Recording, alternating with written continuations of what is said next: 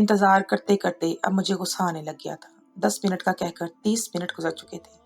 पिछले आधे घंटे से मैं नाश्ते की टेबल पर ब्लैक कॉफी के इंतजार में बैठी थी कि जब ही हमारी नई मुलाजमा मेरे लिए चाय लेकर आ गई। चाय का थर्मस देखते ही मेरा गुस्सा मजीद बढ़ गया। मैंने गुस्से से उसे देखा और कहा, कशमाला, माना कि तुम नहीं हो, तुम्हें यहाँ के रहने वालों की पसंद नापसंद का इतना खास पता नहीं है, लेकिन तुम्हें इतना तो पता होना चाहिए कि मालिकों को क्या पसंद है और क्या नहीं। और अगर नहीं भी पता तो एक दफा पूछ लेने में क्या हर्ज है। मैं चाय देखना भी पसंद नहीं करती और तुम ये चाय का थर्मस लेकर मेरे सामने आ गई हो। पूरे का पूरा थर्मास ही लाकर मेरे सामने पेश कर दिया है। इसकी खुशबू से ही मेरी तबीयत खराब होती है, फिर पीना तो बहुत दूर की बात है, इसकी तो खुशबू तक मेरे लिए कबल बर्दाश्त नहीं है। मेरे लिए ब्लैक कॉफी लेकर आओ, मुझे वही पीने की आदत है और अब वक्त ज़ाया किए बगैर मेरे लिए ब्लैक कॉफी लेकर आओ। मेरी बात सुनते ही मेरी नई मुलाजमत दांत निकाल कर हंसने लगी। उसका यूं बेख्तियार हंसना मुझे खासा अहमकाना लगा और फिर शर्मा कर कहने लगी, बेगम साहिबा, फिर शादी की रात आपका क्या बनेगा? तब क्या करेंगी आप? ये सुनना था कि मेरा दिमाग घूम गया। ये किस किस्म की बेतुकी बात की इसने मुंह से निकाली थी। मैंने गुस्से से उसे देखा। मुलाजमा के मुंह से ऐसी बात मुझसे बर्दाश्त न हुई और फिर चाय को लेकर वो इतनी फजूल सी बात कर रही थी जिसका कोई सर पैर ही नहीं था। मैंने गुस्से से कहा, ये क्या बदतमीजी है? तुम्हें क्या बात करने की जरा भी तमीज नहीं है? और शादी की रात का चाय से भला क्या ताल्लुक है? कितनी बेजोड़ बात की है तुमने। मेरा सारा मूड खराब हो गया है। पहले चाय का थर्मोस देखकर मेरी तबीयत बिगड़ी और फिर इसकी फजूल और बेजोड़ बात सुनकर। अम्मा ने न जाने कैसी मुलाजमा रख ली है। एक तो इसका उर्दू लहजा ठीक नहीं था और फिर बातें भी बिल्कुल फजूल सी थी। सुबह सुबह ही मेरा गुस्सा सातवें आसमान पर था और मैं गुस्से से बाहर निकलने लगी तो अम्मा मुझे गार्डन में ही मिली। मुझे देखकर कहने लगी कि तुमने नाश्ता भी कर लिया इतनी जल्दी? मैंने गुस्से से कहा कि नाश्ता तो कर ही नहीं लूँ मैं कहीं। अम्मा हैरानी से मुझे गुस्सा करते हुए तकने लगी। वजह पूछने पर मैंने कहा कि जो नई मुलाजमा रखी है ना आपने, नमूनी, इसके होते हुए मेरा नाश्ता करने का दिल नहीं चाह रहा। सारे मूड का सत्यानाश हो गया है। अजीब ही फजूल बातें कर रही है। कहाँ से मिल गई है आपको ये? बात करने तक की तो तमीज नहीं है इसे। मेरी बात सुनकर अम्मा मुस्कुराई और कहने लगी, कशमाला बहुत ही अच्छी औरत है, काफी समझदार भी है। इसका शौहर ही तो हमारे घर का ड्राइवर है। वो अपनी बीवी को भी लेकर आ गया है मुलाजमत के लिए। तुम्हें तो मालूम है ये लोग अफगानी हैं, यहाँ नौकरी के सिलसिले में आए हुए हैं। इन्हें ज्यादा पैसों की जरूरत थी और वो अपनी बीवी को भी काम पर रखवाना चाहता था ताकि कुछ ज्यादा जमा हो सके। हमारी पुरानी मुलाजमा छुट्टियों पर गांव गई है, इसको आने में कुछ दिन लग जाएंगे। तब तक किसी को तो मुलाजमा रखना ही था ना, तो मैंने कशमाला को ही कुछ दिनों के लिए रख लिया है। हमें भी मुलाजमा की जरूरत थी और मुलाजिम को भी अपनी बीवी का काम दिलवाना था। दोनों की जरूरत को देखते हुए मैंने उसे काम पर रख लिया है और अच्छी खासी तो है वो, कोई पुरानी भी बुराई नहीं है इसमें। अदब लिहाज भी करती है, काम भी ठीक ठाक कर देती है। मैंने मुंह बनाकर अम्मा से कहा कि नाश्ते की टेबल पर चाय का थर्मोस उठा लाई थी और फिर पता नहीं क्या अजीब सी बातें कर रही थी। बस इसीलिए मैं बगैर नाश्ते किए ही आ गई हूँ। मुझे हॉस्पिटल जाना है, देर हो रही है, मजीद यहाँ नहीं रुक सकती मैं। डॉक्टर थी इसीलिए मुझे वक्त पर अस्पताल पहुंचना होता था। मेरी बात सुनकर अम्मा कहने लगी, वो नहीं है, उसे मालूम नहीं कि तुम्हें चाय पसंद नहीं है, वगरना वो ऐसी हरकत ना करती। मैं उसे समझा दूंगी, तुम्हारी पसंद नापसंद सब अच्छे से बता दूंगी। वो आइंदा इस सब का ख्याल रखेगी। गुस्सा ठंडा करो अपना। तुम अस्पताल जाकर नाश्ता कर लेना आज। मैं गाड़ी पे बैठी तो मेरी नज़र ड्राइवर पर पड़ी। वो कचमाला का शौहर था। देखने में काफ़ी खूबसूरत था, शक्ल सूरत भी अच्छी थी, लेकिन पता नहीं कैसी अहमक बीवी मिली थी उसे। इतनी अजीब बात करते हुए उसका दांत निकाल कर हंसना, शर्माना मुझे बहुत जहर लगा था। पता नहीं कैसी जहनीत थी इस औरत की। खैर, मैं अस्पताल पहुंची और सारा दिन मसरूफ ही रही और ऐसे ही गुजर गया। सर्दियों की शुरुआत हुई थी, ज़्यादातर बच्चे बीमार पड़ रहे थे और मैं चाइल्ड स्पेशलिस्ट थी, इसलिए सारा वक्त बच्चों के साथ कहाँ गुजारता पता ही नहीं चलता। अपनी ड्यूटी करते हुए आस पास का कोई होश न रहता था। थकी हारी जब मैं रात को घर पहुंचती तो भूख से मेरा बुरा हाल था। ड्यूटी करते करते अपनी सेहत खराब होने लगती थी। मुझे देखते ही कशमाला ने डाइनिंग टेबल पर खाना लगाना शुरू कर दिया। उसकी शक्ल पर नजर पड़ते ही मुझे उसकी सुबह वाली बेतुकी सी बात याद आ गई। उसका शर्माना और दांत निकालना मुझे वाकईतन ही बहुत अजीब लगा।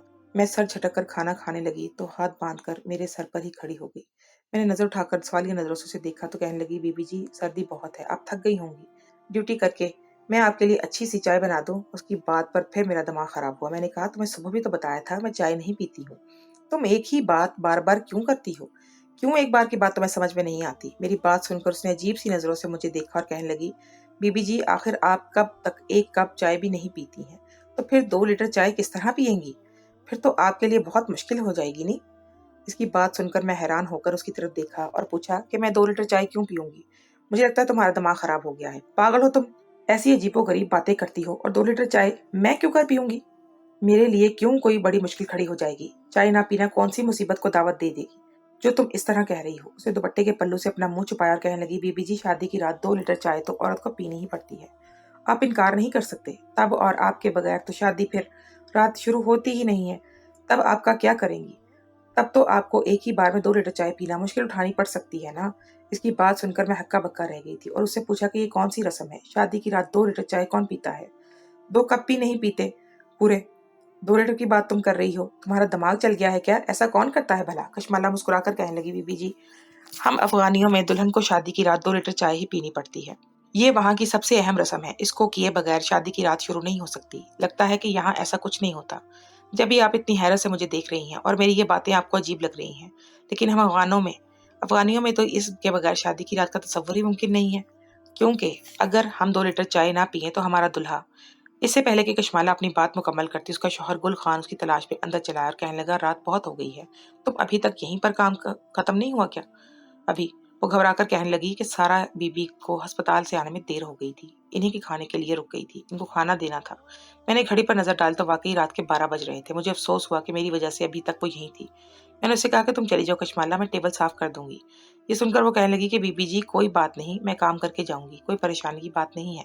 लेकिन मुझे अच्छा नहीं लग रहा था। उसका शौहर उसका मुंतजर था और फिर इतनी रात गए तक काम करना उसकी जिम्मेदारी भी नहीं थी। इसलिए मैंने जबरदस्ती उसे भेज दिया, यही मुनासिब था। और खुद सब कुछ समेटकर अपने कमरे में आकर लेटी तो मुझे कशमाला की बात याद आ गई और मुझे हंसी भी आई कि भला शादी की रात 2 लीटर चाय कौन पी सकता है, और खुसूसन शादी की रात। कितनी अजीब रस्म है। या तो कशमाला वाकई बहुत बेवकूफ सीधी सादी सी औरत थी, या वाकई अफगान औरतों में ऐसी कोई रस्म होती होगी। मेरा आज तक किसी अफगानी औरत से वास्ता नहीं पड़ा था, इसलिए मुझे कुछ इल्म नहीं था। पता नहीं अब अफगानियों में ये रस्म थी या नहीं। सुबह नाश्ते की टेबल पर मुझे कशमाला नजर नहीं आई। अम्मा मेरे लिए नाश्ता लगा रही थी। मेरे पूछने पर कहने लगी, उसे रात बुखार हो गया था, इसीलिए वो आज सुबह नहीं आई, छुट्टी पर है। मैं नाश्ता करके अस्पताल के लिए निकल गई। अस्पताल पहुंची तो मुझे वार्ड के बाहर ही एक दुल्हन स्ट्रेचर पर नजर आई। नई नवेली दुल्हन को अस्पताल में देखकर मुझे हैरत हुई और अफसोस भी। इसके चेहरे पर नजर पड़ी तो मुझे यकीन हो गया कि वो कोई अफगानी दुल्हन थी। इसके साथ इसका शौहर भी मौजूद था और ये लड़की बहुत दुखी देखी भाली सी लग रही थी, जबकि मेरा अफगानियों से कोई ताल्लुक नहीं था। लेकिन ऐसा लग रहा था जैसे ये लड़की हो, हूबहू कशमाला जैसी हो। शायद सारी अफगान लड़कियां एक जैसी ही नजर आती होंगी। इस लड़की को देखकर मुझे ऐसा ही कुछ लगा था। मैंने हाथ में पहनी हुई घड़ी पर नजर डाली जो 9 बजा रही थी। मेरी ओपीडी का वक्त हो गया था। मैं आगे बढ़ने लगी, लेकिन डॉक्टर फिजा की आवाज पर मेरे कदम रुक गए। वो इसके शौहर को बड़ी मुश्किल से कुछ समझाने की कोशिश कर रही थी, क्योंकि जुबानों का फर्क था। इसीलिए वो अफगान आदमी डॉक्टर की फिजा की बात समझ नहीं पा रहा था और मुसलसल नासमझी वाले अंदाज में कुछ कह देता था। मेरा ड्राइवर ये नहीं, कशमाला का शौहर गुल खान अफगानी था, इसीलिए कुछ हद तक मुझे अफगानी जुबान समझ आने लगी थी। डॉक्टर फिजा की मदद करने के लिए मैं इनके पास पहुंच गई और उनसे कहा कि मुझे बताएं, क्या मामला है, किस बात पर परेशान खड़ी हैं। डॉक्टर फिजा ने मुझे ऐसी बात बताई जिसे सुनकर मैं उछल पड़ी। वो कहने लगी कि इस लड़की को शादी की रात 2 लीटर चाय पिला दी गई है। पता नहीं किस तरह की चाय थी, बेचारी की तबीयत बिगड़ गई है, इसे एडमिट करना होगा। लेकिन ये बात इसके शौहर को समझ नहीं आ रही है। वो इसे यहाँ पे एडमिट नहीं होने दे रहा, मुसलसल बहस कर रहा है। पहले तो कुछ देर तक मैं खामोशी से इस अफगान दुल्हन को देखती रही जो बहुत ही खूबसूरत थी। फिर मैंने इसके शौहर को ये बात समझाई कि लड़की की हालत देखते हुए हमें इसे एडमिट करना ही पड़ेगा। लेकिन वो अपनी बीवी को एडमिट कराने के लिए राजी नहीं था। वो उसे वापस ले जाना चाहता था और फिर हमारे बहुत रोकने के बावजूद भी वो अपनी बीवी को वापस ले गया। पता नहीं क्यों वो इस लड़की को वहां एडमिट नहीं करवाना चाहता था। डॉक्टर फिजा ने अपनी जिम्मेदारी पूरी करते हुए कुछ दवाएं लिख दी और उसके जाने के बाद डॉक्टर फिजा कहने लगी, अजीब अहमक लोग हैं, इतनी चाय कौन पीता है, और वो भी शादी की रात। बेवकूफ़ी की हद ही हो गई है, ऊपर से एडमिट तक नहीं करवाया। अजीब। इनकी बात सुनकर मैं होश सोच में पड़ गई थी। मैंने उससे कुछ ना कहा। अलबत्ता कशमाला की बात मेरे जहन में घूम रही थी। क्या वाकई ही सारी अफगान दुल्हनें शादी की रात चाय पीती थी, और वो भी 2 लीटर? ऐसा क्यों पड़ता था? इन्हें क्या वजह हो सकती थी? लेकिन अब इसका जवाब मुझे कशमाला ही दे सकती थी। इसे ही मालूम हो सकता था कि आखिर ये कैसी रस्म है और शादी की रात ही क्यों ऐसा किया जाता है। मैं इस वक्त तो अपने वार्ड में चली गई क्योंकि ओपीडी का वक्त था, लेकिन मैंने सोच लिया था कि मैं रात को कशमाला से जरूर पूछूंगी कि आखिर ये क्या मामला है, मंतक है क्या ये अखबानियों की इस रस्म के पीछे। सारा दिन फिर अस्पताल की गहमा गहमी और बच्चों के साथ गुजर गया। रात को जब मैं घर पहुंची तो मेरा खाना कशमाला ने नहीं बल्कि मेरी पुरानी मुलाजमान लगाया था। कशमाला मुझे कहीं नजर ना आई। मैंने उससे कशमाला का पूछा तो उस कहने लगी कि बीबी जी वो गांव वापस आ गई थी, इसीलिए बड़ी बीबी ने कशमाला को वापस भेज दिया है, वो वापस अपने घर लौट गई है। ये सुनकर मुझे बड़ा अफसोस हुआ। चाय का राज मैं इससे पूछ ही ना सकी थी। आखिर तो पता तो चलता ये किस किस्म की रस्म थी और क्यों शुरू की गई थी। फिर दुल्हन के इलाज पर भी वो लोग पूरी तवज्जो नहीं देते, एडमिट तक नहीं होने देते। ये सब क्या चल रहा था? सुबह जो दुल्हन मैंने देखी थी उसका मैदा भी बहुत हद तक डिस्टर्ब हो चुका था। इसी वजह से उसे बहुत ज़्यादा उल्टियाँ हुई थी और शायद और भी कुछ मसला हुआ था। इसके टेस्ट हुए थे, बस दवा देकर ही हमने उसे भेजा था। इसीलिए सही तरह से पता नहीं चला था कि क्या वजह बनी थी और कौन से मसाइल का सामना था इस लड़की को। लेकिन यकीनन इतनी चाय पीने की वजह से ही मैदे में कुछ मसला हुआ था जो इसकी तबीयत इतनी बिगड़ गई थी। मैं बहुत ज़्यादा थकी हुई थी, आराम से सो गई। अगले दिन मेरी छुट्टी थी। मैं सारा दिन घर पर आराम करती रही। शाम के वक्त मैंने शॉपिंग का इरादा किया तो मैं घर से निकल गई। गाड़ी में बैठी तो गुल खान पर नजर पड़ते ही मैंने उसकी कशमाला के बारे में पूछा तो वो कहने लगा, कशमाला तो वजीरस्तान चली गई है, वहाँ हमारे कुछ रिश्तेदार हैं और वो कुछ दिन वहीं रहेगी। जब यहाँ कोई काम मिल जाएगा तो फिर मैं उसे वापस ले आऊँगा। फिलहाल उसे वहीं रह गई वो। मैंने सोचा कि गुल खान से इसकी चाय के बारे में पूछती हूँ, लेकिन फिर एक शादी की रात वाली बात कर ली थी, इसीलिए मुझे कुछ अच्छा नहीं लगा गुल खान से इस मुतल्लिक पूछना। किसी तौर पर भी मुनासिब ना था। दूसरा, अफगान लोग इज्जत के मामले में बहुत ज़्यादा गुस्से वाले होते हैं। मुझे डर लगा कि कहीं गुल खान मेरी बात को बुरा ना लग जाए, सो मैं खामोश रही और कुछ दिन तक ये बात मेरे दिमाग में भी निकल गई। मैं अपने काम में काफ़ी हद तक मसरूफ़ हो गई। फिर इत्तेफाक ऐसा हुआ कि मेरी ड्यूटी वजीरस्तान में लगा दी गई। दरअसल बहुत ज़्यादा धमाकों की वजह से वहाँ बहुत ज़्यादा नुकसान हो रहा था और बहुत से बच्चे भी इसकी जद में आ रहे थे। अक्सर ही बॉर्डर के पास फायरिंग वगैरह के वाक़यात होते थे। फिर वजीरस्तान में कबायली माहौल था तो वहाँ इतनी ज़्यादा लेडी डॉक्टर की सहूलियात भी नहीं थी और चाइल्ड स्पेशलिस्ट तो ना होने के बराबर ही थे। इसलिए जब मुझे वहाँ भेजा गया तो मैंने इनकार ना किया, क्योंकि ये मेरी पेशा-वराना ज़िम्मेदारी थी जो मुझे किसी भी सूरत में निभानी थी। गुल खान को जब इल्म हुआ कि मुझे वज़ीरिस्तान जाना है, तो वो कहने लगा, बाजी वहाँ मेरे रिश्तेदार रहते हैं। मेरी बीवी कशमाला भी वहीं है। आप सरकारी क्वार्टर की जगह मेरी बीवी कशमाला के पास रुक जाइएगा। वो आपकी खिदमत भी करेगी और आपको कहीं जगह की परेशानी भी नहीं उठानी पड़ेगी। आप आराम से उसी के साथ रहिएगा। गुल खान की बात काफ़ी हद तक ठीक थी। सरकारी क्वार्टर में ना जाने किसी सहूलियात मिलती हों कि नहीं। सुना था वजीरस्तान में ज़्यादा सहूलियात भी नहीं है, काफ़ी नाकिस इंतज़ाम है वहाँ का। इसलिए मैंने उससे कह दिया कि ठीक है, तुम ही मुझे छोड़ाओ। अम्मा भी इस बात पर मुतमईन हो गई थी कि गुल खान के रिश्तेदारों के पास रुकोगी। वहाँ रुकना मुझे ज़्यादा भली बात मालूम हो रही थी। 4 दिन बाद मुझे गुल खान के साथ खुद वजीरस्तान ले गया और पहाड़ों के दरमियान एक खूबसूरत सी वादी में उसने मुझे अपने रिश्तेदारों के घर भिजवा दिया और ठहराया। कशमाला भी वहीं थी। घर काफ़ी खुला कुशादा था, कमरे भी मौजूद थे, इसलिए मुझे रुकने के कोई मसला नहीं हुआ था। सब कुछ बेहतरीन तौर पे कशमाला तो वो तो मुझे देखकर बड़ी खुश हो गई थी। मेरे कदमों में बैठकर कहने लगी, बीबी जी, आपको देखकर हमें बहुत अच्छा लगा है। आपने हमें इज्जत बख्शी है।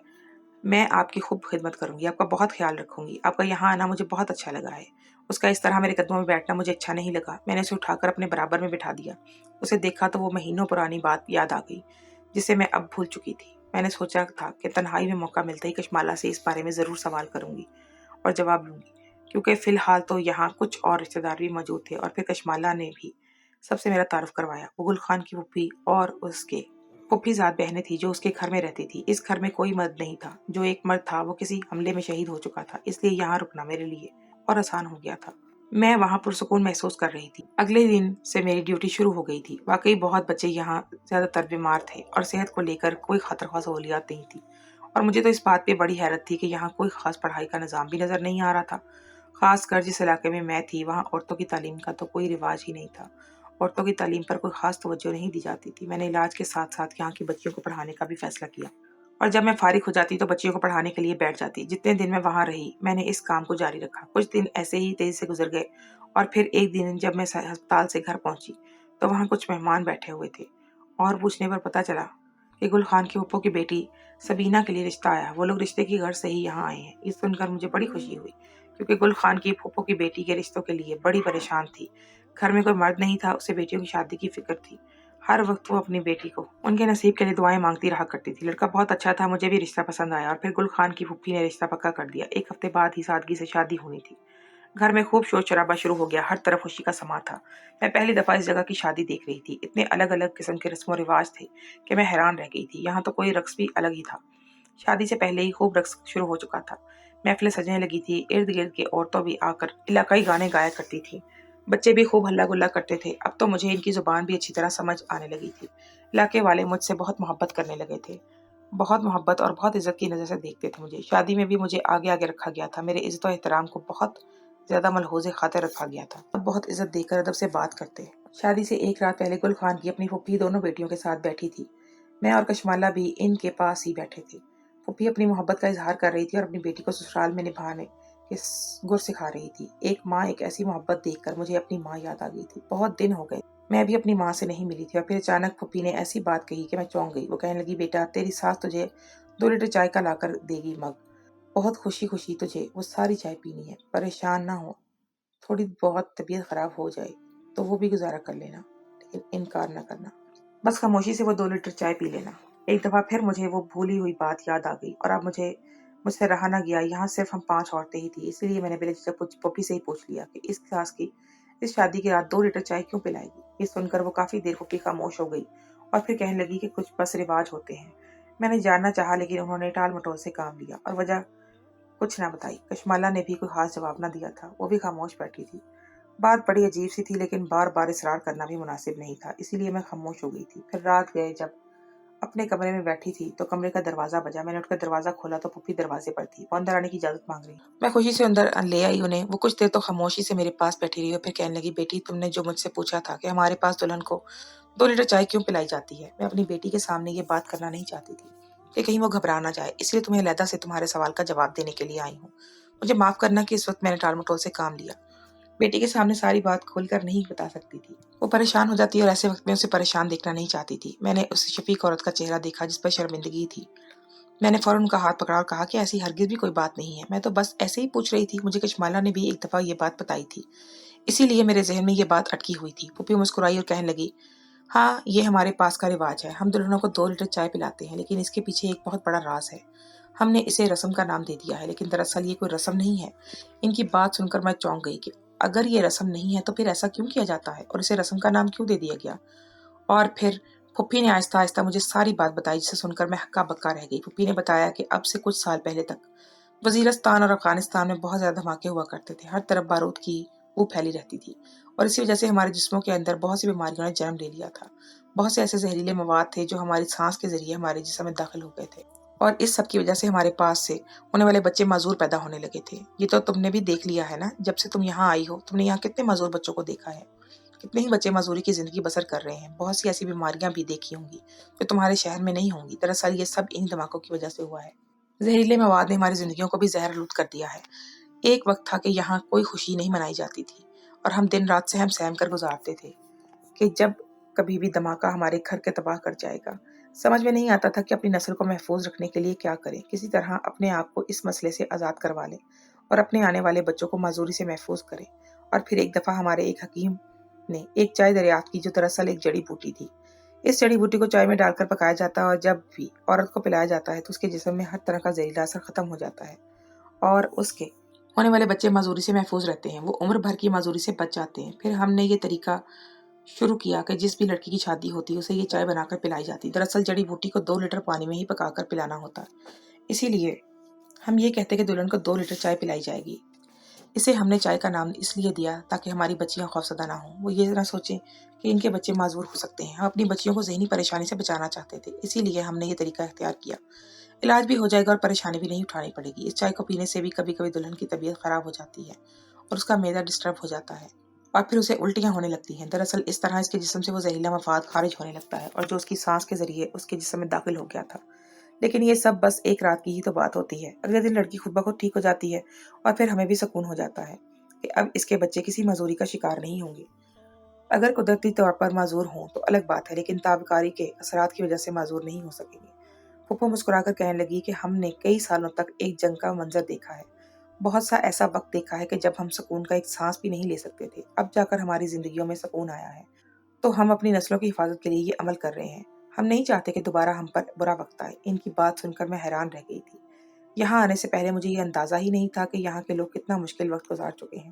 مجھے تو یہی لگتا تھا کہ 1947 میں ہم آزاد ہوئے تھے، اور تب سے اب تک ہم سب ایک جیسی پرسکون زندگی گزار رہے ہیں۔ میں نہیں جانتی تھی کہ وزیرستان اور کرم ایجنسی کے حالات کس قدر خراب ہیں۔ واقعی میں یہاں معذور لوگوں کی ایک بڑی تعداد دیکھی تھی، اور بچوں میں ایسی بیماریاں بھی دیکھی تھی جو ہمارے شہر میں نہیں ہوتی۔ یہاں کی فضا میں شاید ایک حد تک تابکاری کے اثرات اب بھی باقی تھے، اور اسی وجہ سے یہاں کی بیماریاں مختلف تھیں۔ پھوپھی کہنے لگی کہ یہ بات میری بیٹیوں کو نہ بتانا، میں نہیں چاہتی کہ ان کی ساری زندگی کسی خوف کے اثر میں گزرے۔ جو وقت ہم گزار چکے ہیں اسے پلٹ کر نہیں جانا چاہتے، اب ہم اس خوف سے آزاد ہوئے ہیں۔ میں نے उनसे वादा किया कि मैं ऐसी कोई बात अपनी ज़ुबान पर नहीं लाऊंगी, उन्हें ये बात पता नहीं चलने दूंगी। इस रात मैं सुकून की नींद सोई थी, लेकिन मेरे दिल में इस जगह के लिए बहुत सारी दुआएं थी। मैं चाहती थी कि यहाँ के हालात दोबारा कभी ख़राब ना हो, ये लोग भी इसी तरह से अमन से रहें जिस तरह हम अपने शहरों में रहते हैं। अगले दिन फूफे की बेटी की बड़ी धूमधाम से रुखसती हुई थी। वो बहुत खुशी से रुखसत होकर गई थी। कशमाला उसकी रुखसती पर आहिस्ता आहिस्ता मेरे कान में कहने लगी, देखिएगा बीबी जी, ये भी 2 लीटर चाय पिएगी। हमारे दुल्हा हमें इस वक्त पसंद करते हैं जब हम अपने सास के हाथ की बनी हुई चाय पीते हैं। मैं तो आपसे भी कहती हूँ कि आप भी चाय पीना शुरू कर दें। ये कहकर वो खिलखिलाकर हंसती थी और मुझे इस वक्त उसकी हंसी बहुत मासूम लगी थी। वाकई ये अफगान लड़की दूसरी लड़कियों से बहुत मुख्तलिफ और मासूम थी। मैंने उससे गले लगा लिया, वो भी खुशी से मेरे गले लग गई। परेशानियाँ आती रहती हैं, लेकिन अगर इंसान घबराने की बजाय इसका मुनासिब हल निकाले और बगैर किसी परेशानी के अक्लमंदी से इस परेशानी को सुलझा ले तो ज़िंदगी बेहतरीन अंदाज में गुजार सकता है। जंग के दोनों में भी अमन तलाश करने वाला असद साले असद फातेह होता है।